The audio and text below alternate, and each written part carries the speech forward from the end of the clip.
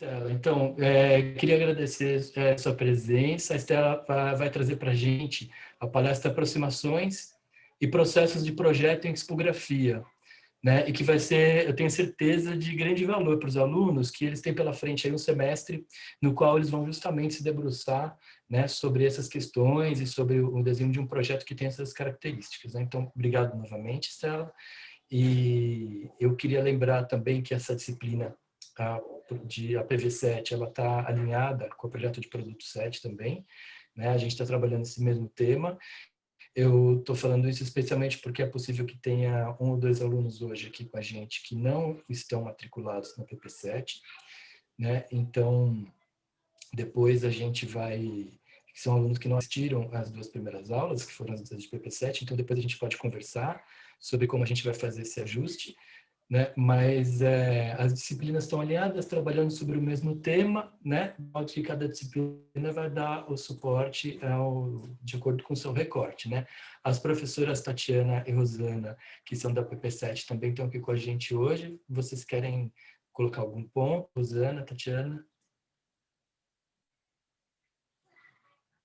Gostaria de agradecer imensamente a Estela. Nossas conversas anteriores de preparo desta aula que acontece hoje já foram bem animadoras, assim, acho que vai ser muito interessante para os alunos, vai trazer uma rica contribuição. Então, já aproveito e já agradeço em nome dos alunos também, né? Não só nós como professores, mas também em nome dos alunos, porque eu tenho certeza que vai ser uma contribuição muito bacana para esse projeto que eles estão, no qual eles estão trabalhando esse semestre. Sim, eu, na verdade, endosso as palavras do Leandro e da Rosana, agradecendo a presença da Estela, e doando um pouquinho do tempo dela, da experiência, não só como projetista, mas também docente. Então, ela vai nos apresentar um panorama, pena que no tempo que a gente tem nessa ela tão curtinho, mas espero que a gente possa continuar esse diálogo em outras oportunidades também. Então, é isso. Obrigada. Muito legal. Vou passar, então, a fala para a Estela, lembrando que depois da palestra dela a gente vai ter uns minutos para perguntas, né? E depois, em seguida, a gente dá um intervalo, aí eu volto só com os alunos para a gente conversar um pouquinho sobre as atividades da disciplina. Então, Estela, por favor, está com você. Obrigada. Bom, gente, também agradeço muitíssimo pelo convite. Adorei, fiquei super animada quando a Tatiana a primeira vez me convocou. Não conhecia a Rosana e o Leandro, conhecia a Tatiana profissionalmente por um projeto que é um dos que a gente vai falar hoje e que não fomos juntas até o fim, porque a moça foi para os Estados Unidos, né? Nessa pandemia enlouquecedora, mas foi super rico o processo. Então, a ideia é falar um pouquinho para vocês aqui, num espectro genérico, panorâmico da questão das exposições, nessa lógica do design das exposições, e depois dar 3 exemplos de um trabalho que a gente desenvolveu no escritório, porque são trabalhos diferentes, apesar de os 3 serem de expografia, cada um deles tem particularidades que eu acho que valem a pena ser vistas, né? Eu vou compartilhar minha tela, vocês me falam se estão me vendo direitinho aqui. E como eu falei, vou pedir para que vocês me interrompam se eu estiver muito lenta aí, se estiver passando do tempo, é bem possível. Estou vendo. Estão vendo? Sim. Legal. Perfeitamente. Então tá ótimo. Gente, então, na verdade, eu quero começar aí. Eu não sei se vocês veem eu não sei se embaixo aparece a tarja. Parece esquisito isso. No meu eu vejo uma tarja, pode comprometer um pouco, mas vamos lá. Eu resolvi começar aqui com uma questão um pouco introdutória, né?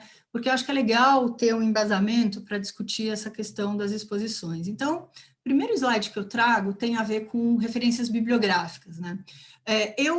Minha formação é de arquiteta, fiz graduação no Mackenzie, mestrado na FAO, e lá pelas tantas, em 2001, fiz um curso de especialização em Exhibition Design, né, em expografia.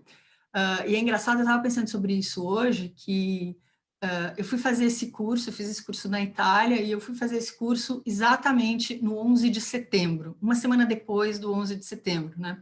E a gente vivia, então, um susto no mundo, né? E é gozado a gente estar falando isso 20 anos depois, que a gente está, obviamente, numa outra situação grave, muito mais grave, mas que também deixa um pouco sem chão e é uma coisa que faz com que você pare para pensar nas novas possibilidades de vida sempre, ou questionar algumas coisas, né? Mas então estou falando isso porque, assim, esse meu contato começou há 20 anos atrás, e quando eu comecei a estudar essa temática, quase não tinha bibliografia em relação a isso, né? A gente tem uma bibliografia que hoje ela é bem mais extensa, mas extensa no exterior. A gente ainda tem pouca bibliografia, pouca referência bibliográfica em português, né, no Brasil. Muitas delas são frutos de trabalhos de mestrado e doutorado que acabam virando livros, e algumas delas são mais abrangentes, quer dizer, vão ver os aspectos da curadoria, né, ou vão ver os aspectos da arte. Talvez o primeiro livro que a gente tenha que embasa um pouco essa questão e que eu acho que é muito legal é esse chamado Cenário da Arquitetura da Arte. Ele é um livro de 2008, tá? Da Sônia Del Castillo. Ela depois tem outros livros até, mas é interessante porque ela vai ver toda essa questão da expografia à luz da evolução da arte, né? E a gente começa a perceber como, de fato, é importante entrar em contato com isso e conhecer as formas de arte, não apenas os movimentos e tal, mas o que isso quis dizer, os impactos que isso teve, porque nos ajuda a projetar, de certa maneira, né? A gente tem uma parte de bibliografia importada, que são monografias, né? Tem trabalhos de escritórios, tem muitos escritórios no exterior, tanto Estados Unidos quanto Europa, e China atualmente, que são especializados nisso que em inglês a gente chama de exhibition design, né? Esse aqui, por exemplo, chamado Engaging Spaces, é de um escritório bacanérrimo, um dos maiores escritórios de expografia, que chama Cosman & de Jong. É um escritório holandês, e eles fazem exposições de grande porte e tal. Aí a gente sempre vai ter anuários, né? Então, aqui vocês estão vendo esse Showtime, as 50 exposições mais influentes de arte contemporânea. A gente tem uma série de livros, como esse no centro, What Makes a Great Exhibition, que tem a ver com literatura e pensamento, que vai passar pela curadoria, que também vai falar sobre a questão da expografia, mas que engloba a exposição como um todo e não é especificamente direcionado ao design. Daí a gente tem catálogos de exposição em geral. Esse é um catálogo, um catálogo revisitado, né, um relançamento de uma das exposições mais famosas do contemporâneo, chamada This is Tomorrow. Daqui a pouco eu conto um pouquinho mais para vocês sobre isso. Daí a gente tem o Ítalo Rota, que eu não sei se vocês conhecem, mas eu sou fã número 1 do Ítalo Rota. O Ítalo Rota é um arquiteto italiano. Eu tive a vantagem aí de ter aula com ele, foi super um privilégio, né? Ele é o cara que, junto com a Gaia Aulenti, que é uma outra arquiteta italiana, projetou o Musée d'Orsay em Paris, né? O Musée d'Orsay é um museu que fica às margens do Sena, e que é um projeto de restauro e renovação de uma estação de trem que se transforma no museu, né? E que é quase como, se você pensar no Louvre e no Orsay, o Orsay é visto como um museu mais cuidado em termos expográficos, até porque a escala dele é outra, ele é muito menor, né? Enquanto o Louvre tem milhões de obras incríveis, maravilhosas, o Orsay tem esse cuidado com o desenho, com a especificidade do projeto expográfico, né? E a gente tem, em francês, essa bibliografia que talvez seja uma das mais novas em termos de expografia, que é essa Scénographie d'Exposition, né? 6 perspectivas críticas, que vale a pena ser visto. E aí a gente tem alguns livros nacionais. A Lina, a gente tem mais do que esse Maneiras de Expor. A gente vai ter o livro do MASP sobre a recuperação dos cavaletes, né, que é feito pela Metro. E a gente tem recentemente, acho que faz 2 anos. Eu fui até jurada do Museu da Casa Brasileira quando ele estava concorrendo a título.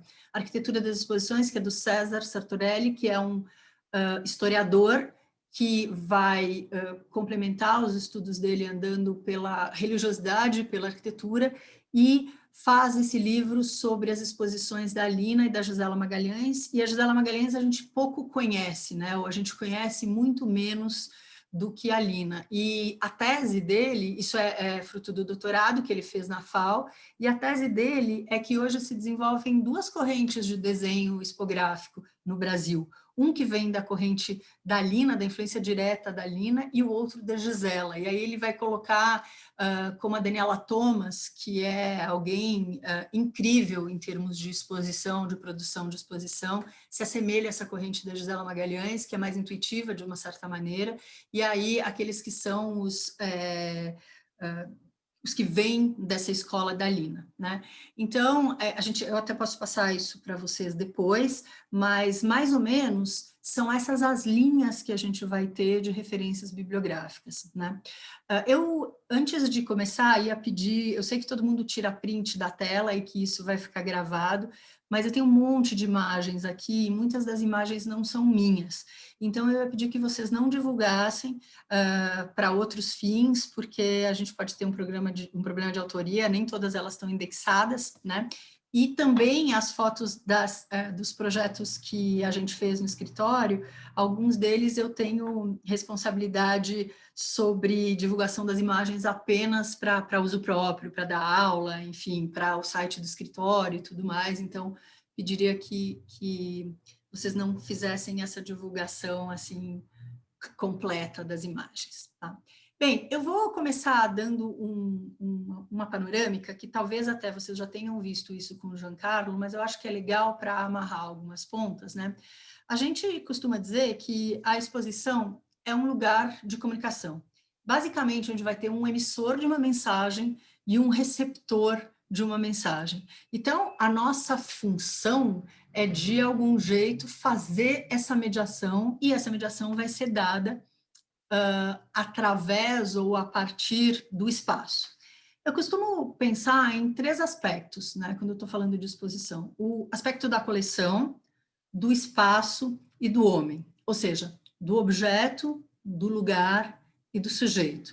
E com isso, a gente vai abordar, ou a gente vai entrar em contato com as atividades que são simbólicas por meio da coleção ou dessa cultura material, do contexto físico, obviamente, daquilo que está construído e onde você monta essa exposição, mesmo que a gente esteja falando numa exposição externa, né? Eu posso pensar numa expografia que se dê na rua, por exemplo, mas ainda assim, obviamente, eu tenho esse contexto físico que é muito determinante nas minhas escolhas de projeto, né? E o homem, porque a gente sempre tem que pensar em quem frequenta essa exposição, qual é o contexto sociocultural, qual é o contexto imediato e o contexto maior em relação ao visitante, né? Então, acho que esses 3 aspectos sempre são super importantes quando a gente vai desenvolver um projeto. É super oportuno estar fazendo consegui, né, mover esse negocinho aqui, fazendo essa palestra agora, porque semana passada saiu aquilo que o ICOM considera como a nova definição de museu. Pra vocês entenderem, o ICOM é o Conselho Internacional de Museus, né? International Council of Museums, e você tem em cada país o ICOM do país, né? A gente tem o ICOM Brasil, que tem uma série de associados. Esses associados normalmente são as pessoas que ou trabalham em museus ou estão envolvidos nessa prática, né? E aí é legal a gente pensar nisso, porque uma exposição ela vai nascer dessa questão do museu. Ela não acontece só no museu, mas ela vai nascer aí, né, de alguma maneira. Claro, a vida foi mudando, os aspectos da gente ter o entendimento dessa questão do homem, das suas memórias, das coleções e do mostrar, vai evoluindo também. Então, houve uma grande discussão sobre a nova definição de museu em todos os países, né, do mundo. E aí, cada um deles vai ter as suas palavras-chave, e depois disso vai se ampliar essa discussão, juntar esses conceitos para chegar à nova definição de museu. E semana passada o ICOM divulgou as 20 palavras-chave escolhidas pelo Brasil, né?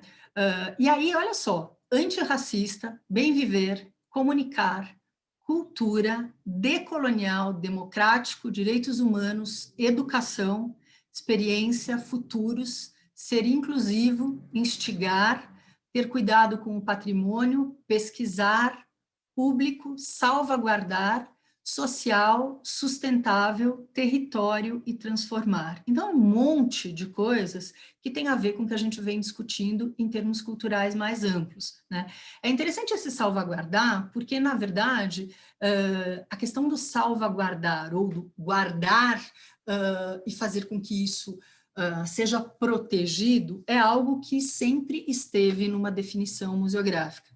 Tanto assim que quando um museu pega fogo, obviamente, o que aconteceu no Rio de Janeiro, né, o que aconteceu aqui na língua portuguesa, é um tremendo de um choque, porque é uma instituição que está ali para guardar a memória e a cultura material. Então, é uma das funções, né? E claro que essa função vai se alargando. Mas a gente poderia ficar horas discutindo essa questão do museu, mas eu trago aqui uma definição que me encanta muito por uma questão poética. Tá?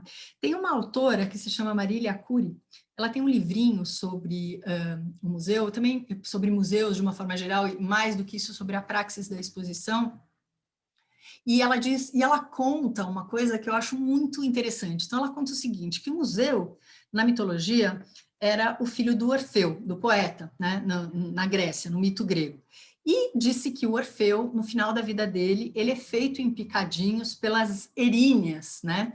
Que são mulheres intelectuais e tudo mais. E o corpo do Orfeu, ele é inteiro espalhado por um sopro das eríneas nas coisas. E aí vem o museu, filho do Orfeu, e cata todos esses pedacinhos, né? Junta, reordena, recompila, e aí, portanto, recupera a poesia nas coisas. Eu acho essa imagem super bonita, porque, na verdade, a gente está falando dessa questão do objeto, de como você junta o objeto, como você faz eles funcionarem de uma maneira única, né? Então, me parece muito bonita essa imagem poética para a gente ter na cabeça. E aí entender que, na verdade, quando a gente está falando da questão da exposição, a gente está falando de uma questão da coleção. A gente está falando que esse objeto, ou os objetos que vão ser expostos, não importa a forma que eles tenham, e a gente vai falar sobre isso, eles são a grande fonte de conhecimento aí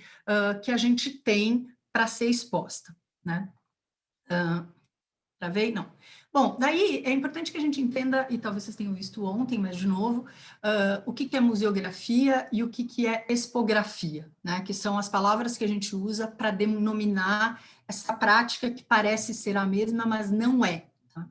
A museografia é a praxis do museu, então ela envolve um monte de coisas, ela tem a ver com gestão, com administração, com gestão da coleção, com planejamento, com operacionalização, com questões curatoriais de uma instituição, e envolve um monte de conhecimentos, técnico, administrativo, político, estratégico, de desenho, sensível, ela é mais ampla, a museografia. E a expografia, ela é a praxis do expor. Então, não necessariamente ela está diretamente vinculada à questão do museu, mas ela está vinculada à questão do expor, ou seja, do mostrar. Então, o que é, qual linguagem e qual expressão você vai usar para traduzir a exposição daquela coleção de objetos? É basicamente sobre isso que a gente está falando, tá? E o que a gente vai falar hoje é sobre expografia, basicamente. Algumas dessas expografias estão dentro de uma questão museográfica maior e outras nem tanto, tá? As que eu trouxe hoje. Bom, se vocês quiserem ampliar aí os conhecimentos, eu diria, portanto, sempre procurem em outras línguas, né? Exhibition design em inglês, cenografia de exposição em italiano, que tem muita coisa, allestimento, né? E arquitetura ou design da exposição. A gente tem, na verdade, algumas nomenclaturas aí no Brasil e todas são aceitas. É importante a gente pensar que, como designer e como alguém que propõe esse desenho dessa coleção, a gente faz parte de um processo que é um processo coletivo, que é um processo maior, né, que tem a ver com, não no caso especificamente de vocês, provavelmente vocês não vão estar inseridos num processo que envolve talvez o financeiro, pode ser que sim, pode ser que não sei, daí é algo que a gente teria que investigar. Mas, normalmente, se você estiver dentro de uma instituição, o núcleo da exposição, ele é composto de toda sorte de profissionais. Tem gente que vai fazer pesquisa, tem gente que vai fazer o marketing, tem gente do financeiro, da avaliação, da gestão das coleções. Por exemplo, imagina que você vai trazer uma obra de arte de outro país. Isso envolve uma logística de transporte, envolve desde o preço de seguro que é pago, que pode ser altíssimo, dependendo da obra que você tem, até o desembaraço na alfândega quando chega, né? Então, assim, tem uma série de questões que vão envolver você ter essa coleção para mostrar. E se a gente pensar em relação ao projeto de design, ao projeto do espaço, a gente tem que pensar que a gente tem alguns momentos, né? A gente tem um momento que é de desenvolvimento, que é trabalhar muito próximo de uma curadoria, né? Onde a gente vai ter pesquisador, onde a gente vai ter a questão dos educadores, né? Quando a gente está trabalhando em uma instituição, a pessoa que faz arte educação, os arte educadores, são super importantes para te dar retornos de como o público entende aquele espaço e tudo mais. Daí a gente tem a questão do projeto propriamente dita, que vai também inserir um monte de gente nesse pacote, e depois uma questão de construir. É importante a gente saber que quando você está fazendo um projeto de exposição, você precisa ficar coladinho, você precisa participar da montagem, de A a Z e o tempo inteiro de preferência. Porque se você não está lá, se você não está junto da equipe de produção, você não vai poder dar soluções que são soluções que só vão acontecer ali na hora porque alguém esqueceu algum detalhe em relação à obra que está sendo feita, porque aquilo que você desenhou e projetou não está 100% de acordo com a pré-existência de arquitetura que tinha, porque teve um problema em relação à iluminação daquela obra, enfim, sempre você vai ter um monte de questões durante um projeto de montagem, que, na verdade, é uma coisa aguda, né? Você tem, sei lá, uma semana para montar uma exposição. Tem várias exposições que em uma semana tem que estar resolvidas. 15 dias, um mês é luxo total. Estou falando de exposições temporárias, claro, não estou falando de uma coleção permanente, que aí a gente tem um timing um pouco mais alargado, né? Então, é importante a gente entender que não dá para andar sozinho. Não, se você não entende o projeto como um processo coletivo, você sofre bastante numa questão expográfica, tá? Então, se a gente está pensando que expografia é comunicação, a gente está pensando, obviamente, que a gente vai projetar ambientes que tem que comunicar. E aí, o que está envolvido aí diretamente nesse projeto? A arquitetura, o design de interiores, o design gráfico, né? Tanto o ambiental quanto o impresso, as mídias, mídia digital e mídia eletrônica, a gente não entende mais uma exposição hoje sem mídia digital, quase. A questão da luz, que é importantíssima, a questão do áudio, que em determinadas exposições se transforma em um problema, né, ou algo que a gente tem que pensar com muita dedicação, e todas as interações mecânicas, por exemplo. Então, só aqui a gente já vê a quantidade de coisas que você tem que pensar para fazer um projeto, né? A gente está fundamentalmente falando que você vai fazer uma organização espacial de elementos que são estruturais e outros que são elementos que existem ali naquela hora, que tem a ver com a conjuntura.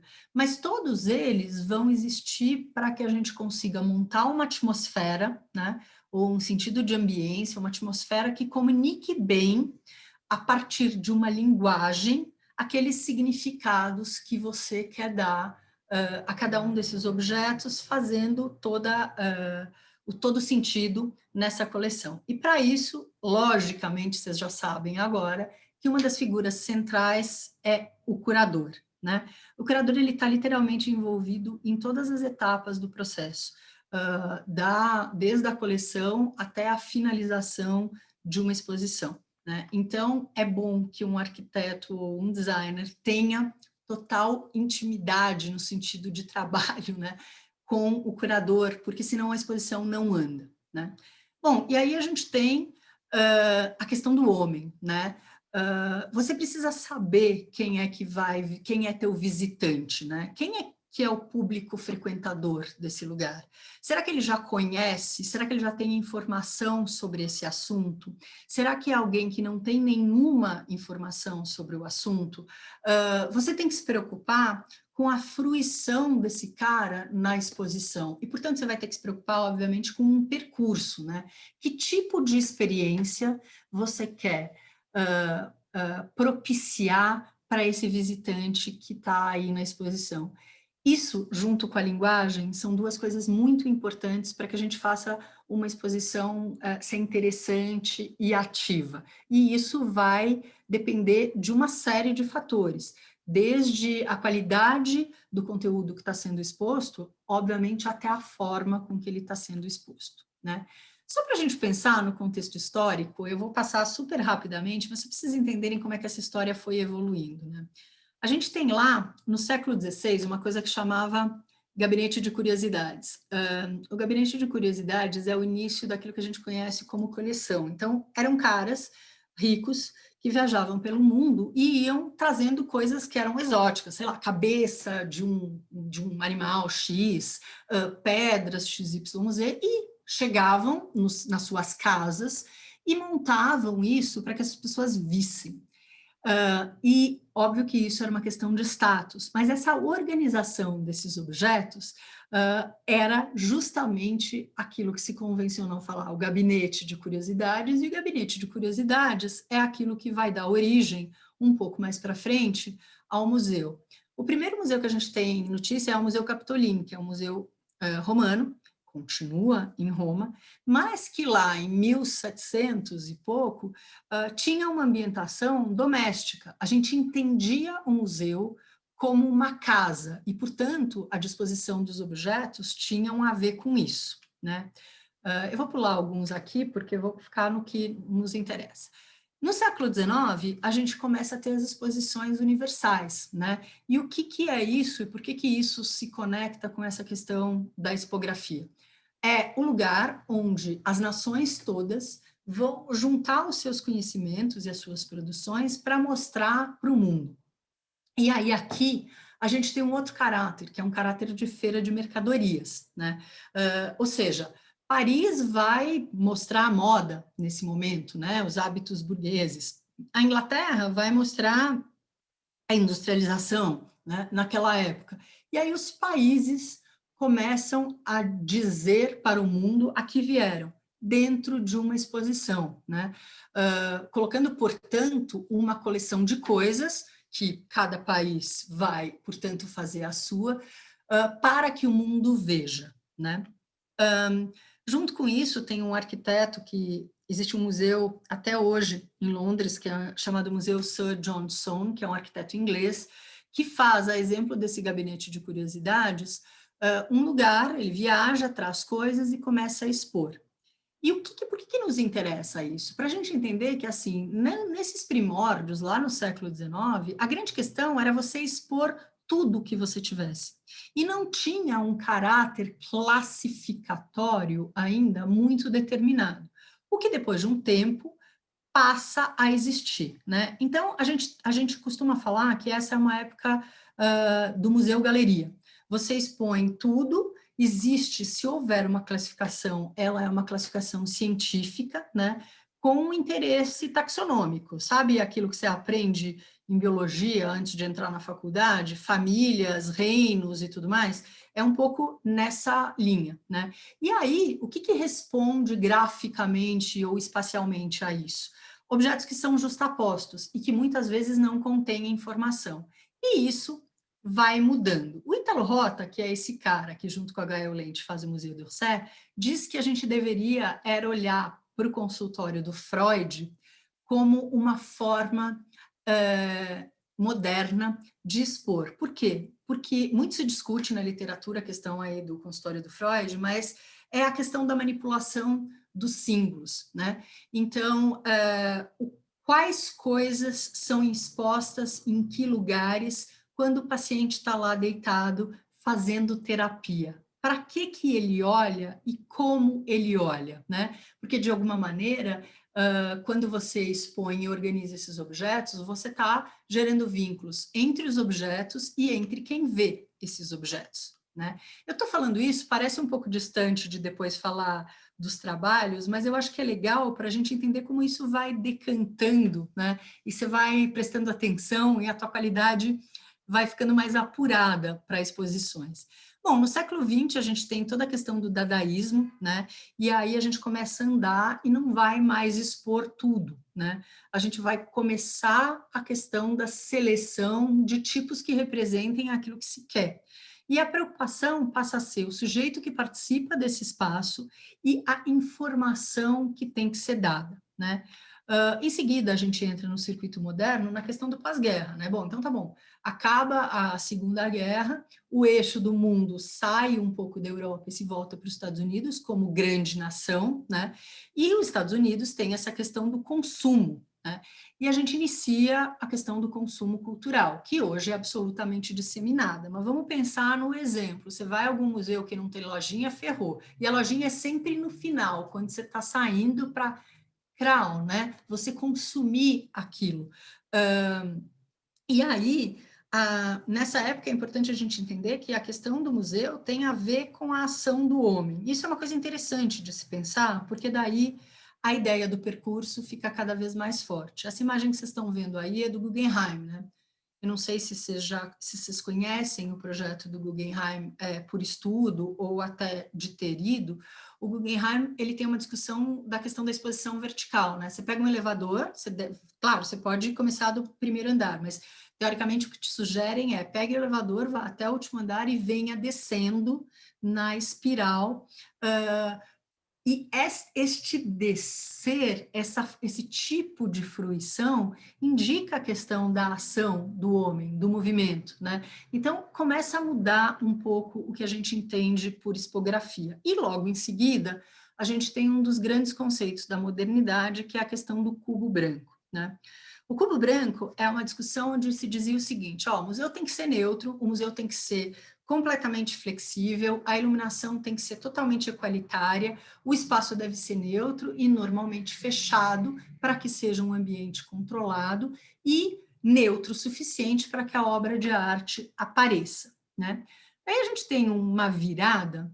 Na década de 50, existe um grupo que é chamado Independent Group, formado por arquitetos, artistas, críticos, né, que vão justamente fazer aquela exposição do catálogo que eu mostrei ali no início, This is Tomorrow, isso é o amanhã.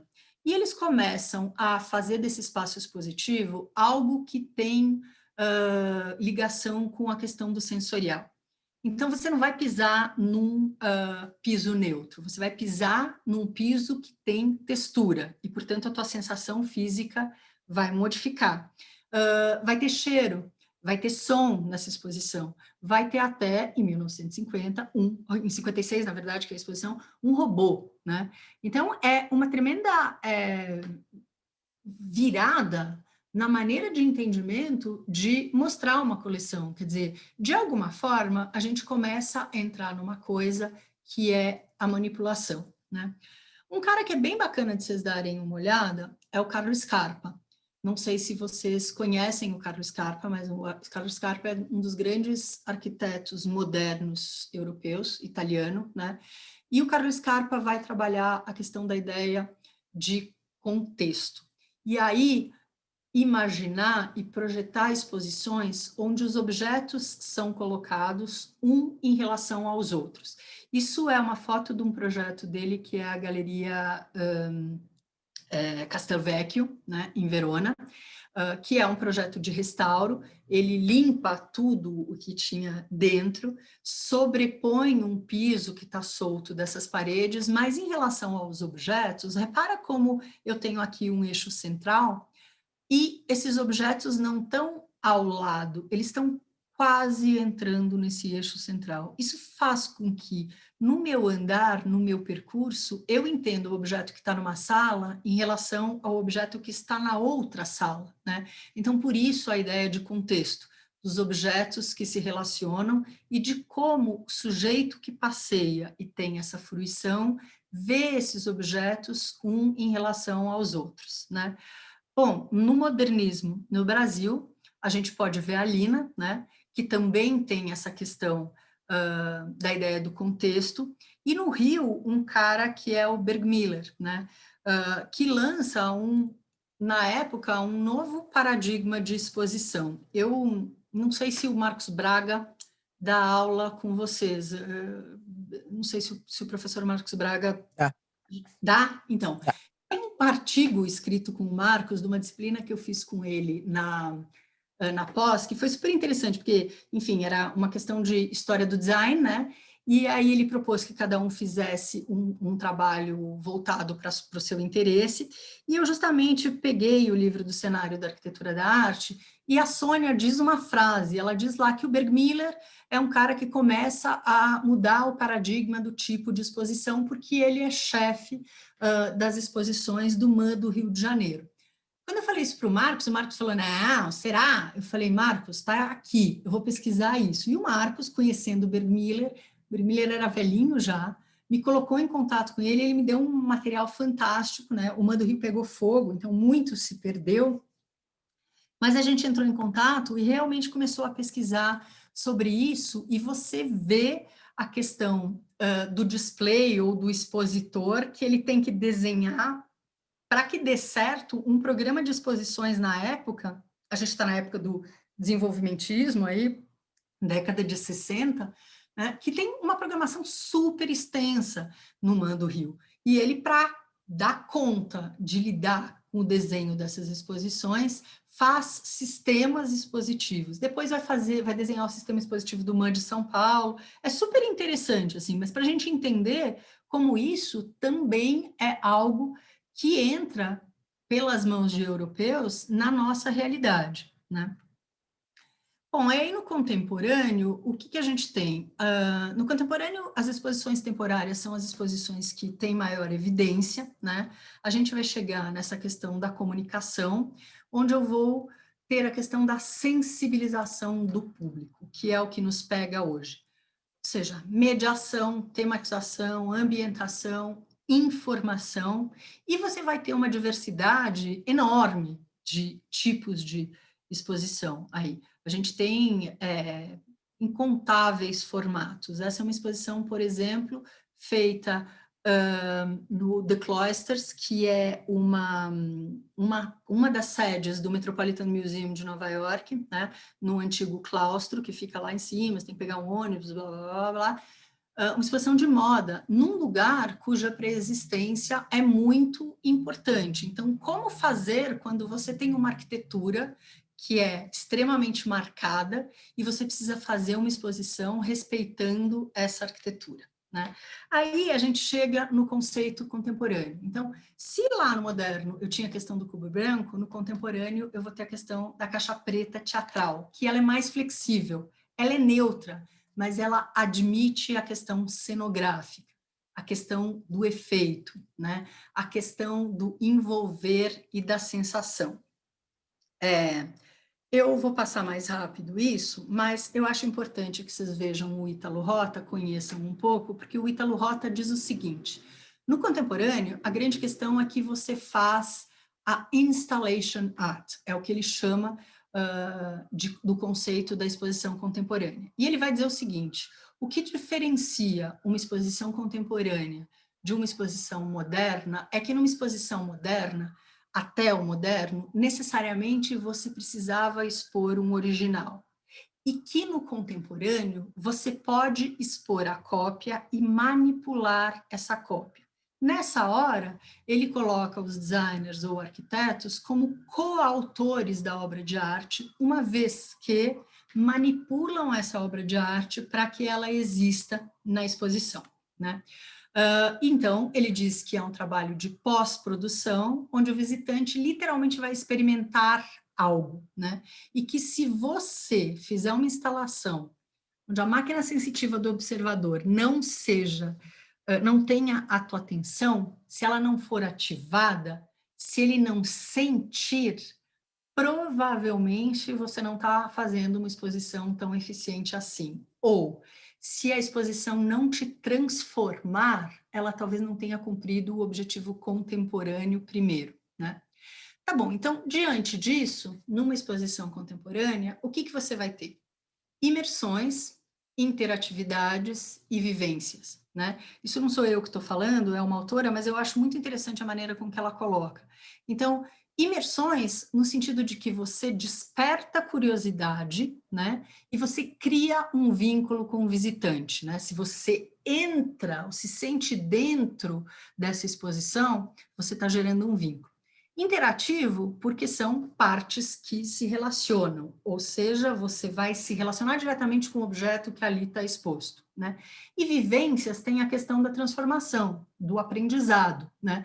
De você sair de um lugar se questionando ou sabendo algo, né? Então, a gente daí começa a entender que a gente tem algumas disciplinas juntas, o design ou arquitetura de interiores, a produção teatral, uma vez que é me permitido essa questão cenográfica, e um trabalho de interação. Tá? Então, de algum jeito, é assim que a gente vê a exposição contemporânea hoje. E é importante pensar que eu tenho milhões de possibilidades de categorias. Ela pode ser permanente, como ela pode ser temporária. Eu posso pensar numa exposição de cultura ou de negócios para feiras. Eu posso pensar em temáticas, ou posso pensar em personagens. Eu posso imaginar que ela é fixa ou que ela é itinerante, tá certo? Mas eu diria que, assim, o que é uma exposição? É um problema de design que vocês têm na mão, né? E um desafio de comunicação. Então, tá bom. Então, vamos pensar o seguinte, que significados você quer comunicar com essa exposição que você tem aí? O que você quer que esse público que vai frequentar aprenda ou usufrua? Talvez essa seja a primeira pergunta. 2, para quem é que você vai comunicar esse significado? Que tipo de público está ali, né? Com o que você vai contar em relação a esse público? E depois, quais são os meios apropriados para essa comunicação? Ou seja, dentro do espaço que você tem, que tipo de manipulação você vai fazer em relação aos objetos e em relação a esse espaço, e que tipo de comunicação você vai colocar? Você precisa responder essas questões para poder fazer uma exposição dita eficiente. Bom, um projeto expográfico é um projeto que vai ter várias fases, como outros, mas eu diria que a gente tem 6 atributos aos quais eu sempre costumo me ater quando estou fazendo um projeto de expografia. Eu diria que são 6, tá? Primeira coisa é a ideia da mostra, ou seja, qual é o conceito. Você tem uma ideia embrionária e como você transforma isso num espaço concreto. 2, percurso. Como você estrutura esse passeio para que exista essa real fruição, né? Esse aproveitar do espaço, tá? Que podem ser várias maneiras, né? Como é que você trata o espaço e o contexto que você tem, né? Então, assim, a gente está falando aqui de escala, a gente está falando de volume, a gente está falando de relação entre o objeto e o espaço, entre o objeto e o outro objeto, entre o objeto e o visitante, entre o espaço e o visitante, né? Então, eu estou falando, esta caixa que cedia a minha exposição, qual é o contexto que ela tem pré-existente e o que você vai fazer com isso em termos de informação? Daí, certamente, você vai estabelecer uma materialidade que tem a ver com a linguagem, né? Que normalmente é alguma coisa muito discutida entre o designer e o curador. E depois você vai pensar sobre os objetos e os expositores, ou displays, ou seja, como você mostra cada um dos objetos, certo? E, além disso, como eu utilizo cor, luz e identidade visual, como eu comunico, né? Luz, que pode ser artificial ou pode ser natural, tá certo? Então, se eu juntar esses 6 elementos, se eu conseguir responder aquelas 3 perguntas, se eu conseguir entender como é que esses 6 elementos se estruturam, o meu problema está ali colocado, tá certo? Eu tô super aí atrasada já, gente. Me cortem, se vocês acharem, eu dou uma sintetizada em tudo ou a gente não apresenta alguma coisa. Mas eu tinha organizado da seguinte maneira. No escritório a gente tem algumas exposições que são vinculadas à arte, como gravura, pintura, a arte e tecnologia. Durante muito tempo a gente montou o FILE, que é o Festival Internacional de Linguagem Eletrônica, e a personagens, né? Por exemplo, a ocupação Rino Leve, da qual a Tatiana participou durante um tempo, mas que eu saiba acompanhou até o final, né? Com uma certa distância, mas nos colocando aí à disposição uma série de materiais. Claro que o trabalho da FAO começou muito antes do nosso trabalho, né? Do trabalho de expografia. Então, é o que eu queria mostrar para vocês. Eu vou tentar mostrar isso rapidamente, e depois, se vocês quiserem, eu posso, enfim, estou à disposição de quem quiser me contactar e tal. A exposição do MAN que a gente trouxe é uma exposição que aconteceu em 2019, chamada Os Anos em que Vivemos em Perigo, né? É uma exposição que a gente fez a expografia, o Cláudio Filos, o design gráfico, o Marcos Moraes, a curadoria, e a produção toda, quem fez foi o próprio MAN. O que é importante a gente entender aqui? A gente está falando de uma exposição que é um recorte de uma coleção. Então, o Marcos, que não era o curador-chefe do MAN, é um curador independente, foi chamado pelo MAN para pensar dentro da coleção do MAN algo que fosse a visão dele dessa coleção. E como a gente faria 50 anos dos anos da ditadura, ele resolveu justamente juntar 50 obras, porque 50 anos, né, desta época, e deu esse nome de Os Anos em que Vivemos em Perigo. Então, a gente está partindo aí de uma coisa que é um recorte curatorial muito preciso e muito claro. Eu vou expor 50 obras desta coleção, eu tenho uma problemática que é uma questão de conservação, e o MAN, como instituição, trabalha com suportes que são suportes bastante tradicionais. O que é isso? Paredes expográficas, tá? O que é uma parede expográfica? É um elemento que tem, normalmente, 40 centímetros de largura, porque senão não para em pé, porque a coisa tem que ser portante, né? Por um X de comprimento, por um X de altura. Eu falo que ela tem que ser portante, isso é uma informação que talvez vocês já tenham tido. Quando você está fazendo uma exposição, maior parte das vezes, você não pode fixar nada, você não pode pregar nada no chão, você não pode pendurar nada, a não ser que sejam os lugares se preparados para uma galeria que te digam o que você pode fazer. Normalmente isso significa parede envoltória de gesso. O resto você se vira. Só que se você não pode atarrachar nada, tudo tem que ser autoportante, certo? E o que mais se usa são essas paredes expográficas, que são paredes construídas de madeira com essa largura para que fiquem em pé, né? Então, a gente falou sobre isso, a questão do recorte da coleção. A gente tinha aí nessa exposição gravuras, fotografias, objetos, esculturas, pinturas, né? Então, a gente tinha que entender isso muito bem. E, além disso, o Marcos propôs o seguinte: eu vou trabalhar com as 50 obras e com a Constituição brasileira, porque a Constituição brasileira, teoricamente, coloca tudo aquilo que o sujeito pode ou não fazer, quais são os seus limites, né? E ela deveria apontar para o nosso norte, te dizer como você anda como sociedade. Então, é claro que é uma questão provocativa do curador, mas era isso, a coleção era composta pelas 50 obras e mais a Constituição. Tá bom. Como é que isso se rebate formalmente no espaço? Tá? Então, o que ele nos disse? Bom, eu tenho uma questão que eu tenho uma sala e eu quero jogar uma questão para os usuários desse espaço se esse espaço é de fato o que ele parece ser, né? E aí ele nos propõe que a Constituição seja quase como um ponto na bússola que pode apontar para os pontos cardeais. Ao mesmo tempo, ele diz o seguinte: eu não posso ter uma exposição com um percurso determinado, eu preciso ter uma exposição que eu possa fazer as opções de caminho que eu queira tomar. Então, a gente imaginou que você poderia pensar numa questão de estreitamento, afunilamento, pontos de vista específicos, né? E junto com isso, você tem que pensar que quando você vai expor, você tem que tanto tratar do conjunto quanto da individualidade da obra de alguma maneira, né?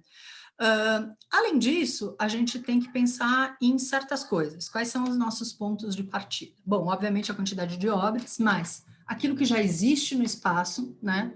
O que a curadoria nos fala, o que a instituição nos fala e qual é a definição de linguagem que eu posso usar. O MAM é um museu que não toca muito a questão cenográfica, né? Então, a gente sabia que a gente teria que trabalhar com uma disposição dos elementos, trabalhar nas cores do museu, já que isso se relacionava com o extrato da coleção, né? E que a gente poderia trabalhar na sensação do espaço por uma manipulação desses painéis, mas não por uma grande cenografia. Tá? E aí, o que a gente fez? Na primeira conversa, o que a gente imaginou é que essa é a sala, e aqui vocês estão vendo os primeiros croquis.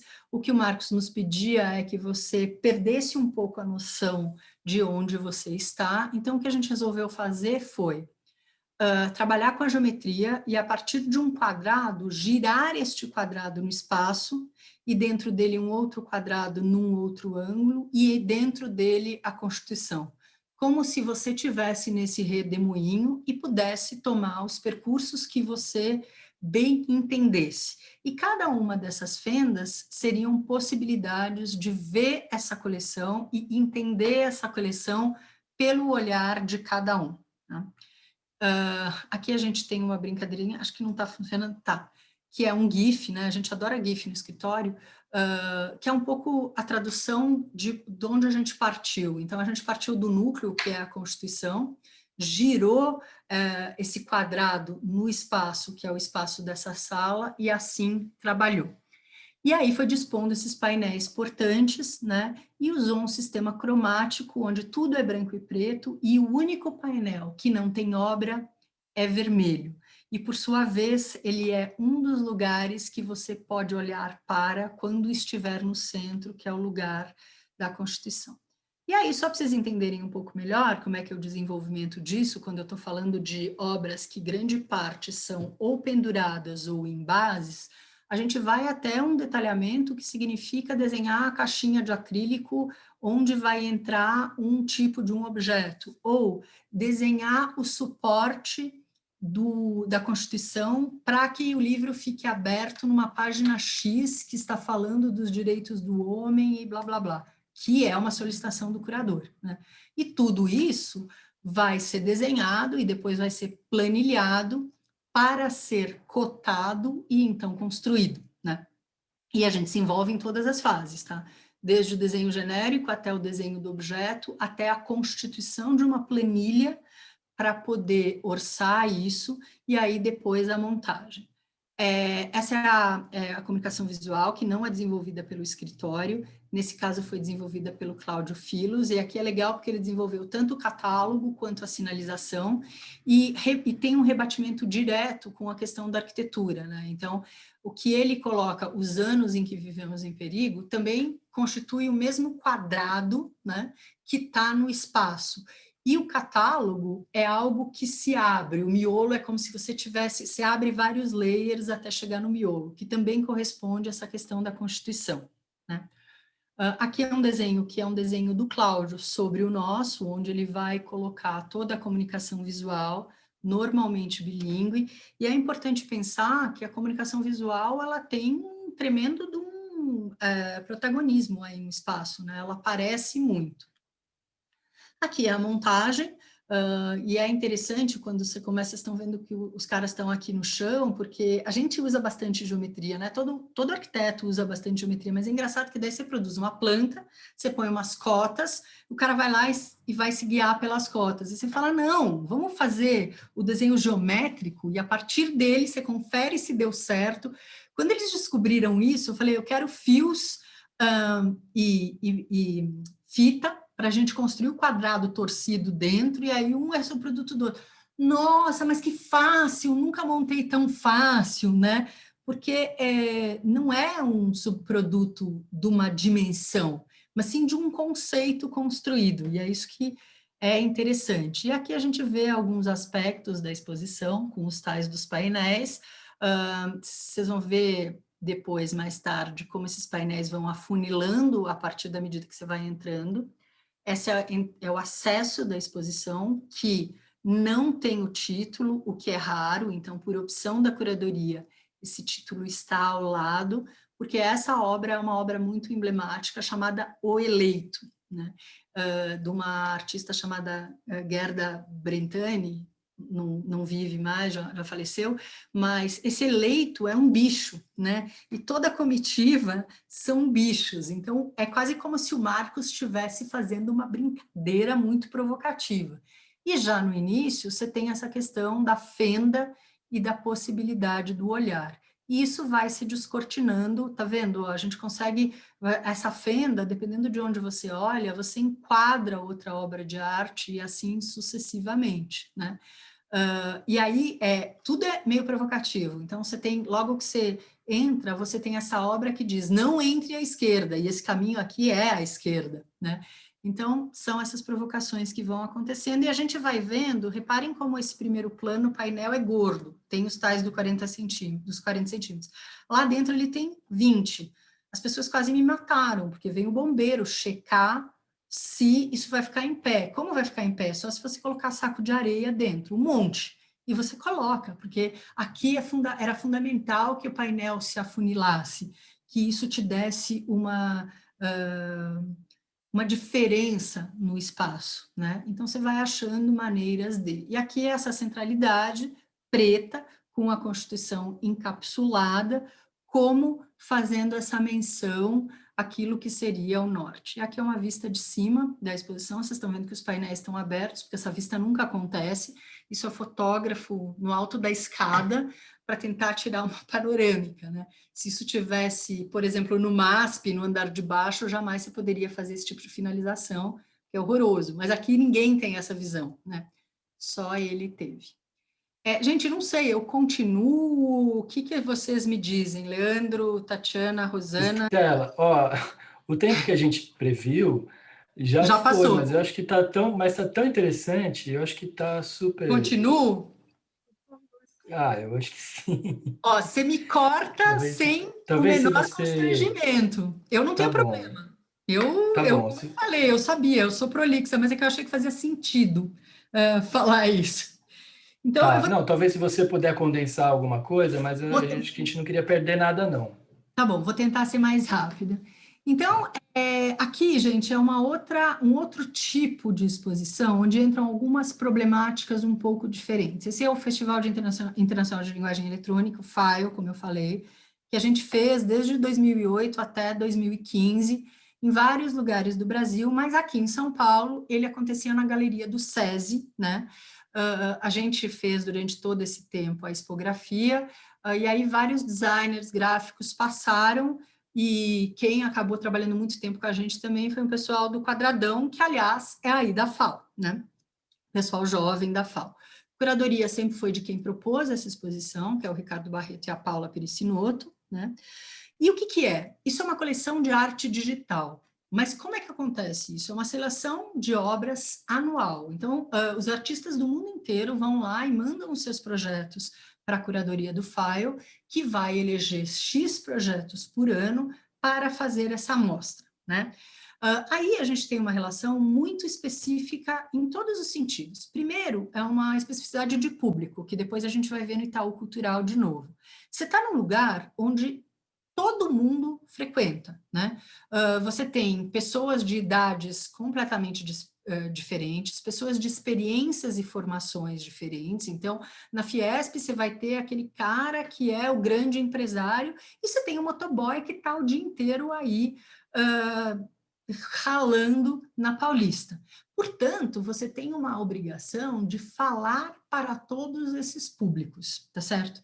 Além disso, a gente sempre teve uma limitação que chama custo, né? Então, a gente sempre tentou trabalhar com alguns materiais pré-existentes da exposição que estava montada anterior ao file, qualquer que fosse ela, né, aproveitar paredes ou não, e trabalhar muito com a questão gráfica e de cor, porque isso é o que dava a possibilidade da diferença, porque imagina, é um festival que acontece todo ano em julho, então todo ano em julho, obras diferentes, mas o mesmo festival. Como é que você gera essa variabilidade? E, além disso, em função do público, você está pensando numa comunicação que é uma comunicação muito rápida, né? É bom lembrar, gente, que esse é um projeto do Paulo Mendes, né? A construção existente da Fiesp é do Rino Leve, que não apareceu na exposição do Rino Leve que a gente fez, né, Tatiana? Porque já é uma produção do escritório depois que o Rino Leve tinha falecido, então se fez um recorte que não, mas especificamente essa galeria que está no térreo, ela é uma inserção de uma estrutura metálica na edificação existente que forma a galeria e o teatro. E o que é interessante aqui é que é Paulo Mendes da Rocha com MMBB, o projeto, né? Sempre foi se trabalhado o meio nível. Então, você está aqui na Paulista, onde está o segurança, você sobe meio nível e está no térreo da galeria, você desce meio nível e está numa parte que é uma parte de reuniões, e que muita gente usou também para fazer exposição. Isso aqui é o corte, portanto, a gente está lidando com esta área aqui, tá certo? Onde eu vou ter os grandes pilares da edificação da Fiesp, né? E uma dificuldade. Aqui está um corte mais aproximado. Então, vocês estão vendo, essa área de baixo é onde eu tenho palestras, reuniões e tal. A galeria principal, ela é nesse nível, no térreo. Ela conta com duas vitrines, uma vitrine que dá para Paulista e uma vitrine que dá para dentro. E ela tem um pé direito circundante nessa galeria, super baixo para um ambiente expositivo, 2,54. 2,54 é o pé direito de casa, gente. Provavelmente vocês moram num lugar que talvez tenha um pé direito mais alto que esse. Só em duas áreas centrais é que eu tenho esse chapéu aqui que se abre, e aí eu tenho um grande pé direito. Tá? Se a gente olhar em termos de planta, eu estou falando, a planta de cima é o térreo, né? Então, eu estou falando desse ambiente mais rosadinho aqui, portanto, eu tenho 6 enormes pilares, né? E os 2 chapéus aqui, esses 2 retângulos, né? E aqui é o pavimento de baixo, que eu estou vendo essa área de reuniões com o teatro. Se a gente... Estou fazendo certo. Se a gente estiver saindo do metrô ali, o Trianon MASP, o que você tem é uma visão como essa, de acesso. Portanto, a vitrine que eu estou falando é esse elemento aqui. Só que imagina, eu tenho uma vitrine, porém eu tenho uma exposição de arte eletrônica, que funciona no escuro, né? Então, sempre era o drama, o que você faz com a vitrine, porque eu preciso usá-la para comunicar a exposição, mas eu preciso isolar essa luz que vem de fora, porque ela não me é favorável, tá certo? Aquele era o file 2009 e esse é o file 2008. E essa é a vitrine de trás, né? Com essas grandes vigas metálicas, e lá dentro vocês vão ver os pilares de concreto. O espaço livre é isso aqui, tá? Pilarzão, pilarzão, essa é a chaminé, o chapéu que a gente chama, são chapas metálicas que no alto estão abertas, mas lá no alto você tem a laje, né? Então, eu estou falando de 8 metros até a laje. Aqui eu estou falando de 2,54, tá?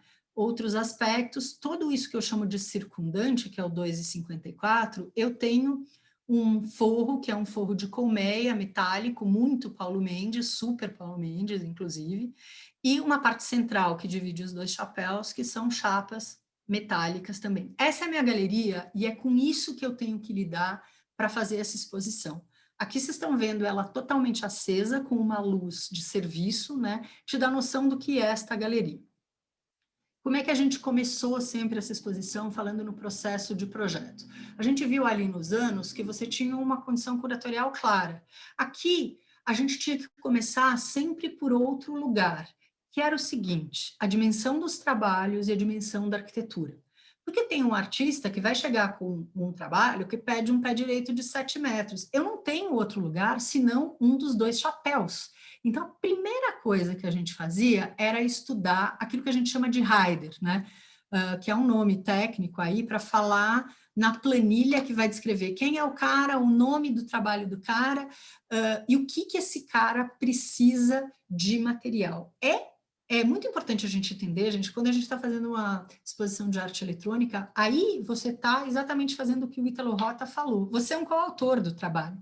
Eu normalmente tenho que inventar ou adaptar os suportes que foram pensados para a obra. Até porque, imagina, o negócio vem do Japão. Você não vai trazer... Teve aí um ano que tinham 5 colunas de 5 metros de altura de madeira, onde dentro tinha uma fita, tal. Imagina importar do Japão a grana que seria. Então, você constrói isso aqui, de acordo com aquilo que o artista te manda e todas as especificidades que você precisa em termos de computador, né? E vira uma loucura, porque é uma Babel de línguas, é muito divertido. Mas então, assim, só para dizer que a nossa abordagem aqui inicial sempre era diferente, entender quais são os grandes trabalhos e que precisam de pé direito. Eles vão determinar o uso fundamental desse espaço, né? Então, aqui a gente tem 3 anos diferentes, né? Um ano que era um teto que você tocava nesse da esquerda e aí modificava essa paisagem. Esse outro, que foi uma briga, isso aqui é 2015, porque a gente teve que furar o teto da Fiesp. Bom, eu tive que contratar um engenheiro de estrutura, porque imagina, era leve o negócio, mas não pode, né? Você não pode sair furando estruturas pré-existentes. Mas para esse trabalho acontecer, é uma saia giratória, ela tinha que ser pendurada. E aí, claro, você pendura numa altura, quando fechada ela esteja alinhada com os 2,54, para não gerar interferências no espaço. Você vai fazendo um design que ele é muito menos cenográfico e muito mais de atendimento de cada uma das instalações, sabendo que cada uma delas tem que acontecer, tem a sua individualidade, mas todas elas juntas vão formar um conjunto. Então, aí mais um trabalho, que era um trabalho que precisava de altura, um guarda-chuva que você não podia puxar, e daí tem toda essa condição, né? Imagina, você está na Paulista, tem um monte de gente, as pessoas põem a mão nas coisas, né? As pessoas talvez roubem tablets, por exemplo. Como é que você lida com essas questões? Tem uma outra questão que é assim, chama fio, né? Tudo aquilo que você não quer é ver um fio no chão para descobrir como é que a obra funciona. Numa exposição de arte e tecnologia, o legal é que você não entenda muito bem como é que isso funciona, né? Que pareça uma mágica. Então, a gente sempre usou um subterfúgio de usar tapetes, e esses tapetes normalmente estão escondendo os fios, né? Que vem, por exemplo, dessa caixa que tem os computadores para essa parede, aqui também, porque eu não posso pendurar fios, né? Então, tem uma questão de linguagem e de técnica muito evidente. Como é que eu faço essa definição de linguagem? Imagina, a gente fez 7 exposições, você tem que ficar variando isso. Então, você vai ter que entender que linguagem que você vai utilizar a partir de uma coisa que é uma proposição temática da curadoria. Então, por exemplo, em 2015 foi File the New Emotion, porque era a primeira vez que estava vindo um óculos Rift para o Brasil, né? 2014 foi File no rastro, que é o rastro de informática que você deixa, e assim por diante. Lá em 2008 era o cinema 4K, que era uma novidade. Então, a partir disso, a gente também tenta desenvolver uma linguagem que seja interessante. E para vocês terem uma ideia, essa coisa dos grandes trabalhos impõe fluxos, né? Não está aparecendo aqui, eu tinha 4 plantas aqui, não sei porque devem ter ficado para trás, mas que mostravam justamente a variabilidade. Eu tenho uma planta aqui que eu organizo os trabalhos, mas daí você vai ver que tal cara não vai poder vir, ou na verdade o cara te deu uma informação incompleta, ele é maior do que você achou que ele fosse. Daí você tem que pensar numa coisa que é um trabalho que concentra um monte de gente e outro trabalho que tem pouca gente. Tem um trabalho que vai formar fila, e o outro que não vai formar fila, e outro que vai formar fila maior ainda. Você não vai poder colocar 2 trabalhos que formam grandes filas ao lado e deixar os que não formam fila para o outro lado, porque você vai ter um espaço completamente desbalanceado. Então, nesse tipo de exposição, a questão do fluxo ela é muito importante, né? Então, vocês estão vendo aqui eu tenho uma parede de uns brasileiros, que é a Regiane Cantoni e o Leonardo Crescente. Você mexe nessa parede, se vê nessa parede espelhada. Essa obra gira, tá vendo aqui? Você não tem interação com ela, mas você está embaixo dela e certamente junto um monte de gente olhando para cima, né? E essa outra fulana, que é do mesmo artista, esse cara chama Zoro, é uma espécie de cobra que vai andando a partir de um motorzinho, ou seja, ela não tem um lugar muito fixo, né? Então, como é que você distribui isso?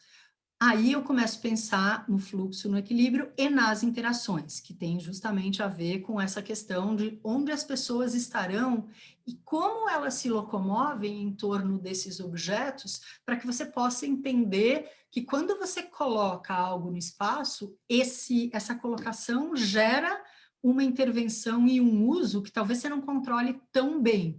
Então, você só consegue entender isso se o curador te guiar também, né? Além disso, eu tenho uma questão super importante nesse tipo de exposição que chama luz e som, né? Tem trabalhos que eu preciso de escurecimento, tem trabalhos que eu preciso de luz. É um ambiente aberto, né, teoricamente, para que você veja o todo. Como diria o Ricardo, o panóptico, o domínio visual de toda a exposição. Só que eu preciso dar um jeito de controlar isso. Então, a gente usa painéis, usa certos fechamentos e não bloqueios totais, né? Mesma coisa com o som, você tem um trabalho com som alto ao lado de um outro que tem som alto, você pode comprometer os dois trabalhos. Então, na hora que você está distribuindo, além do fluxo, do equilíbrio, da interação, você tem que pensar nas emissões de luz e nas emissões de som, né? E além disso, como é que os visitantes reagem? Esse é um trabalho que era uma parede que veio com um detalhamento que era uma parede toda perfuradinha, e aí você tinha que interagir, era como se fosse aquele, esqueci o nome daquele jogo, Twister, sabe, que você tem no chão, que vai, põe a mão aqui, põe o pé aqui, tal, isso acontecia numa parede, a partir de um código de programação de luz e som. Então imagina que as pessoas estão aí tocando esse negócio, provavelmente gente se acumulando para ver, né? Então, em cada um deles, você tem uma problemática. Por exemplo, aqui a gente tinha uma super de uma questão, que era a seguinte: você tem um Oculus Rift num balanço, tá? Eu sento lá e fico 1 minuto, e o sujeito que quer frequentar depois está numa fila atrás de você, atrás dele outra, atrás dele outra, atrás dele outra. Estão ocupando espaço na galeria e provavelmente na frente de outro trabalho. Atrás dessa parede é um ambiente escurecido, é esse trabalho aqui. Então, é sobre esse tipo de controle que eu estou falando. E quando eu falei de, pode ser que a exposição seja externa, olha só esse cara se relacionando com esta bolinha. Era um trabalho chamado solar, né? Então, é como se você tivesse que fazer um balé que você controlava. Então, pelo movimento do teu corpo, uma câmera te captava para que essa luz correspondesse. E isso é um detalhamento que também é um problema do designer, né? Isso aqui é a viga lá, do SESI, e aí a gente tem que projetar um elemento específico que segure esse equipamento, e eu coloquei essa coisinha aqui em cima, só para vocês entenderem que, isso tem um termo de responsabilidade, que euzinha assinei, né, porque se cair na cabeça de alguém, ferrou. Portanto, tem uma RT para isso. É muito específico esse projeto, mas é muito legal, porque a quantidade de aprendizado é enorme, tanto de técnica, né, como de montagem e tudo mais. Aí são outros aspectos, para justamente vocês verem essa questão do fluxo e do escurecimento. Essa é a parte de baixo sendo usada. Quando eu falei de linguagem e falo de custo, aqui a gente tinha um desafio enorme, né, que é como é que você transforma uma sala de reuniões que você está usando um pedaço dela, sem ter que construir uma parede de MDF cara. Daí eu chamei uns ex-alunos de design e eles falaram, Estela, por que a gente não usa um plástico bolha, que é baratérrimo para forrar, né? E aí a gente comprou aquele plástico bolha de livro, sabe, que vem em caixa de livro, e constituiu as paredes de cortinas e cortinas disso. Daí quando a luz se refletia, esse ambiente ficava todo meio prateado e era o plástico bolha Baratex que você compra ali. Então, também tem uma questão de pesquisa de materiais para você entender que soluções cenográficas você pode ou não utilizar. E uma das últimas coisas aqui que eu coloco, que vale a pena ser visto, é essa questão da comunicação visual. Como a cor é um elemento potente e cheio de significado para que você possa facilmente lidar com hierarquias de espaço e organizações e sinalizações. Uma das grandes questões é onde você põe o nome da exposição. Por vezes ele já teve no corredor de fora, por vezes ele teve num totem, você chegava e você não via nada. Esse foi um ano que era 2014, que a gente pendurou na viga o nome, né? E deixou a exposição completamente aberta. Então, quando você entrava na porta, você já tinha esse descortinar e, claro, se estava acima, essa sinalização tinha que ser muito forte, né? E aí a gente usou a questão do amarelo e preto, e aí vocês estão vendo que cada um desses elementos, gente, tanto essa base, quanto essa parede, quanto essa mesa, são elementos desenhados em função daquela instalação, e não raro, com uma primeira definição do artista e muita inserção nossa, tá? Então, só para a gente finalizar o file, vamos entrar no Itaú Cultural rapidamente, prometo que mais 15 minutos no máximo, mas eu quero mostrar isso, inclusive, porque a Tatiana tem grande responsabilidade nisso, e porque o acervo é um acervo da FAO, é um acervo de vocês, tá certo? Então, foi a ocupação do Itaú Cultural o ano passado, ocupação Rino Leve, no início de 2020, para vocês terem uma ideia, a gente inaugurou a exposição dia 29 de fevereiro, e acho que tudo fechou dia 10 de março, e ela ficou um bom tempo fechada ali, né? A gente teve uma super inauguração, super bacana e bum, fechou. Então, como é que era isso? A gente fez a expografia, mas a curadoria foi da FAO-USP com o Itaú Cultural, em inúmeras sessões de discussão. Vocês tinham lá o Paulo Bruna, o professor da FAO, que veio falar. Tatiana, me ajuda, vou esquecer das pessoas que tiveram ali. Tinha o professor Renato Anelli, que também estava O Renato, na equipe. que era muito presente, que escreveu um livro sobre o Rino Leve, mas que não é da FAO São Paulo, né, é de São Carlos. A Mônica, né, a Joana. E sócios também, né? Exatamente. Então, assim, que foram absolutamente fundamentais e eu acho que isso é um processo muito coletivo de construção, né? Bom, o que a gente tinha aqui? Era uma exposição de documentos do Rino Leve, os documentos que estão aí na biblioteca da FAO, com um recorte curatorial que foi sendo construído ao longo do tempo, onde a gente tinha uma questão muito específica de conservação. Aqui vocês estão vendo uma foto que eu tirei quando a gente fez um protótipo para as vitrines, porque imagina que esses eram os desenhos, grande parte deles, enormes, de vegetal, que não podiam quebrar, que não podiam, né, ser muito manipulados, e que por serem grandes, não poderiam estar, em grande parte, não poderiam estar nas paredes, né? Então, a gente projetou cada um dos suportes em função da especificidade da coleção, tá? De novo na Paulista, Itaú Cultural, um público muito variado, e além do público variado, a produção do Rino Leve foi uma produção variadíssima. Então, ele tem temas urbanos, tem uma questão técnica, tem a questão da formação da cidade, do urbanismo, tem uma questão de auditórios, cinemas, teatros, arquitetura residencial, projeto hospitalar, ou seja, projetos variadíssimos, e a gente precisava ir construindo recortes para, mais do que saber o que entra, saber o que não entra, de tanto material que tinha aí, tá? Isso é uma foto de quando uma das arquitetas que trabalha comigo teve na FAO, junto com o pessoal do Itaú. Vocês estão vendo as madeirinhas aqui da biblioteca. Então, a gente pedia, olha, tal desenho, a bibliotecária abria, nós medíamos, fotografávamos, e isso foi sendo construído como coleção para saber o que a gente ia expor. Tá? A questão é, de novo, na Paulista, portanto, com esse público variado, num lugar que é difícil de trabalhar, porque também tem essa questão do pé direito baixíssimo, né? A gente meio que se acostumou com esse pé direito casa, né? A ocupação funciona no térreo do Itaú Cultural. É esta área aqui, amarelinha, tá?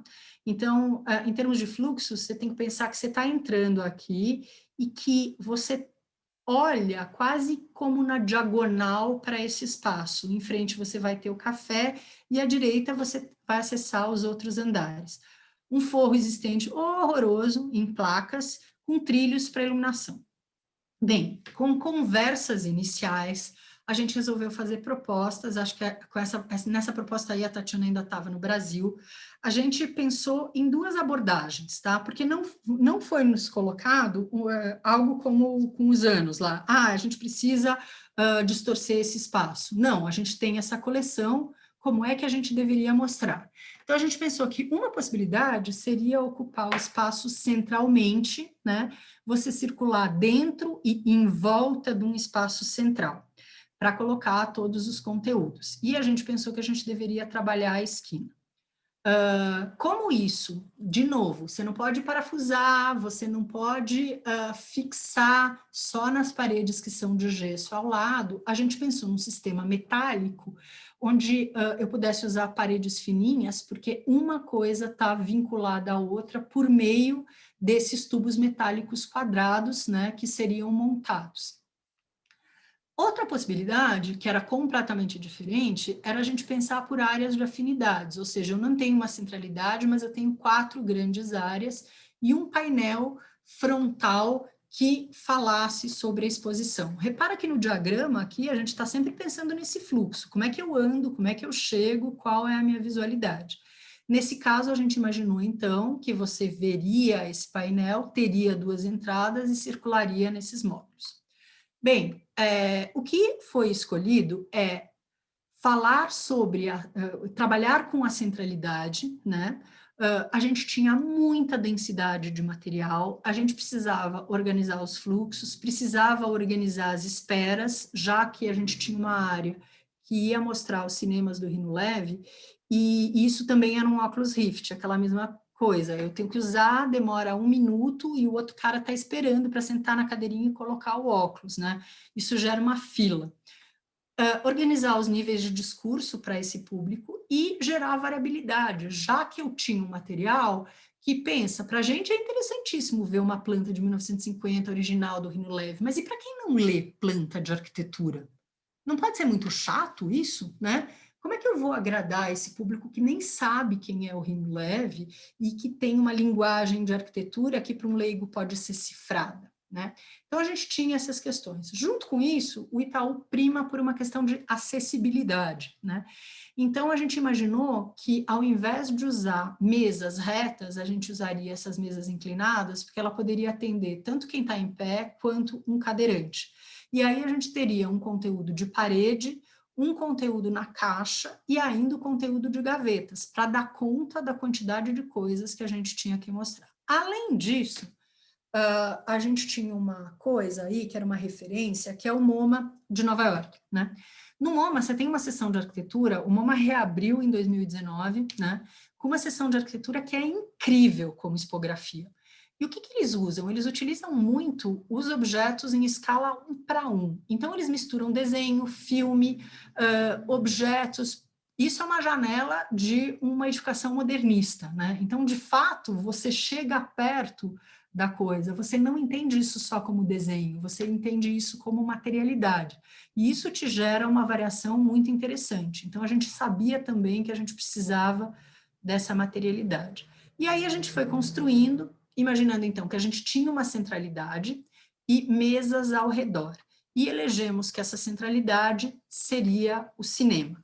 Esses são os primeiros desenhos, né? Quando a gente começou a discutir com eles os posicionamentos, a gente fazia, durante 2 meses, quase que uma reunião a cada 10 dias ou a cada semana, para ir constituindo as mesas, porque todo mundo foi construindo isso junto. Isso é bom, isso não é bom. Joana, Mônica, todo mundo escrevia texto, o Renato ia compondo, né? Aí o Itaú ia dizendo isso sim, isso não. E a gente foi fazendo mesa a mesa. Então, como é que a gente ficou? A gente imaginou que, nesse canto aqui, a gente ia apresentar quem era o Rino Leve, porque ele não é um arquiteto tão conhecido como você tem o Artigas. Todo mundo sabe o rosto do Artigas, mas ninguém sabe o rosto do Rino Leve. Então, a gente achou que a primeira coisa era apresentar quem é o Rino, né? E o quem é o Rino ficou na ponta, na diagonal de onde você entra. No centro, a gente organizou uma materialidade evidente, que era um elemento vazado que o Rino usou em vários projetos e que fazia parte da questão do desenho moderno. E na outra ponta, Brasília, porque ele fez uma proposta para o concurso de Brasília, que ficou entre um dos finalistas e que era impressionante, assim, era um prédio altíssimo, né? Completamente diferente dessa coisa espraiada. Então, muito pouca gente conhece. E tinha a questão do cinema, que é encantador e que ia dar a tal da fila. A gente colocou os óculos bem aqui, porque se você formasse uma fila, você podia jogar essa fila para fora da exposição e não comprometer quem estava vendo. Outra coisa que a gente pensou foi a questão da circulação, né? Quanto que você julga que é um bom corredor de circulação para um cara que olha a mesa, para um cara que vai e outro cara que volta e ninguém se bate num espaço pequeno como esse com essa quantidade de material. Então, todas essas questões foram vindo, né? A questão da materialidade, ela foi funcional, mas também simbólica, porque isso que vocês estão vendo desenhado aqui, de alguma forma, remete às pérgolas que o Rino utilizava nas residências dele, que eram tidas como maravilhosas, e de fato o eram, né? Então, essa é a proposta da exposição. Esse é um elemento que é um elemento importante, ele só estava apoiado na parede do canto, que é onde a gente podia, e aí tudo isso pôde ser fininho, porque amarrado nessa estrutura que parecia assim um trepa-trepa, né? E as mesas que vinham em pedaços vieram prontas e foram montadas no lugar, né?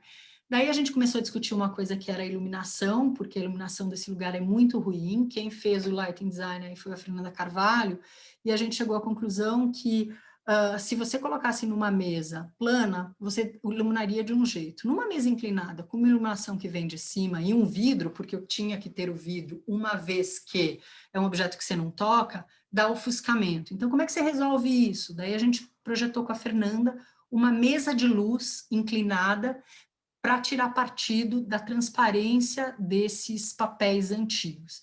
E foi fazendo a composição de cada um dos elementos. Então, é uma foto original? Se é uma foto original, ela tem que estar enquadrada.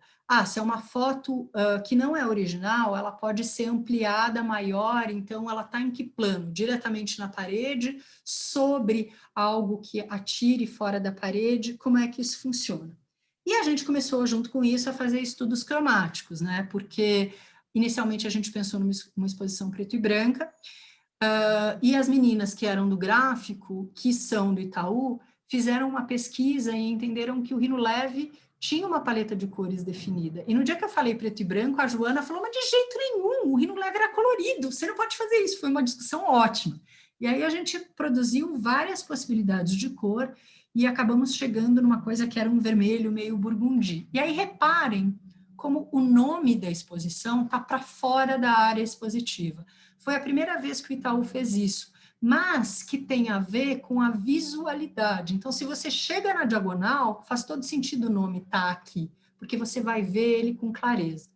Essa é a paleta de cores na qual a gente trabalhou, então a gente tinha isso como uma cor definitiva ou mais preponderante, os cinzas como as cores envoltórias, né? E aí um azul e um dourado para as letras. E aí vocês estão vendo a espacialidade das mesas com o centro e a variabilidade das coisas. Junto com essa possibilidade da foto, dos desenhos que estão nas mesas, a gente tinha o tablet e TVs passando depoimentos sobre o Rino Leve, né? Aqui é só para a gente ver um aspecto de como a coisa vai se montando. Vocês viram que anteriormente os desenhos eram amarelinhos nas mesas, e aqui são scanners dos próprios desenhos, porque a partir das reuniões a gente foi organizando mais e mais esse material. E aí, cada um desses elementos aqui são uma composição gráfica quase como se você estivesse fazendo a programação de um livro, porque, afinal, a gente tem que distribuir isso. Você está fazendo a expografia, você tem que dizer que formato é aquela foto, que cor é aquela foto, que tamanho tem aquela foto, onde está esse texto, né, para se relacionar. E aí, quem está fazendo o gráfico, qual a tipografia, qual a dimensão para que você tenha leitura, né? Que tipo de suporte você vai utilizar.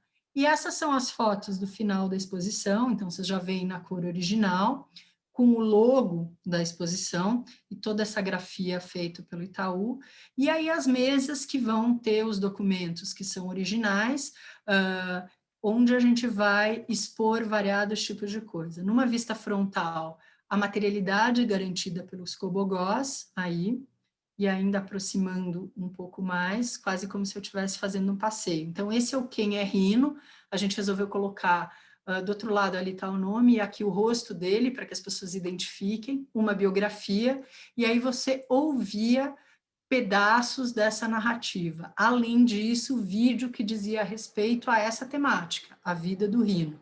Aqui ao lado, vocês estão vendo a Joana, né, que é a professora de História, Joana Mello, com as edificações residenciais, com as casas do Rhino Leve. Ela também está dando um depoimento sobre isso.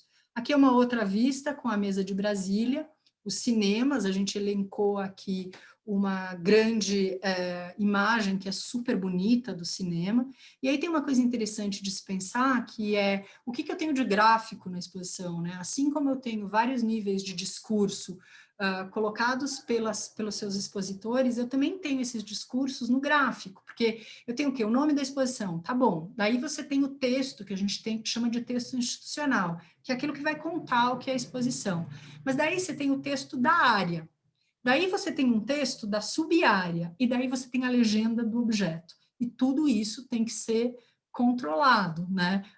E projetado, e planejado. Daí aqui a gente tem uma vista ainda de dentro, você tinha um banquinho para assistir um cinema, que não é um filme do Rhino, é um filme de São Paulo S.A., que contextualiza aquela época, e logo em seguida, mais imagens do cinema, onde vocês estão vendo um desenho original e um recorte aqui, porque o Rhino é um dos caras que começa a fazer a questão da iluminação indireta. E a gente achou que mostrar essa sanca que ele explorava nos cinemas era muito importante, para que, de fato, o cara que estivesse lá, puxa, uma sanca, é assim que se faz uma sanca, eu não sou arquiteto, nem sei o que chama, nem sei o que quer dizer sanca. Então, para o público leigo, isso funciona super bem, numa escala de 1:2 aqui, né? E aí, a gente foi gerando todos esses elementos. Aqui é um outro aspecto, o cinema, e aí vocês veem como isso é esse elemento que, de algum jeito, também cromaticamente amarra mesmo, costura, porque tem um tom mais escuro, e o que eu falava desse envoltório é assim, então a gente pensou que a parede que envolve é um cinzinha claro. A parede que está imediatamente após essa é a parede da mesa, que é um branco, gera contraste, e que está num plano. E aí as fotos estão em 2 ou 3 planos distintos, né? Para justamente gerar esse movimento e esse equilíbrio para que você não veja algo chapado, para que essa quantidade de desenhos não fique chato, né? Então, você tem lá a foto que está sobre um fundo, daí você tem um enquadramento, e esse enquadramento é em madeira, o outro enquadramento que vai ser pintado, o texto, que é um texto que está num outro nível, e assim por diante, né? E aí você tem ainda as gavetas que te dão a possibilidade de manipulação e, portanto, de participação ativa, né? Junto com os tablets que você também vai mexer. É isso, gente, fui super rápido aqui, mas eu acho que esse material valia a pena pelas diferenças que ele tem. Eu estou totalmente à disposição para perguntas, se houver tempo, e para outras consultas. Depois eu passo para vocês coisas que valem a pena para complementar, um documentário sobre os anos que vivemos em perigo, as exposições do FAIO, que é o site deles, e o Itaú acabou de lançar um livro no ISU, que é bacanérrimo, sobre as 50 ocupações que eles fizeram até agora. Vale muito a pena. Esse material acabou de ser lançado, é só você entrar lá no Itaú Cultural, Docs, Ocupações, e que é um material para quem está projetando fantástico. Gente, acho que é isso. Desculpa pela Muito legal. tanto tempo.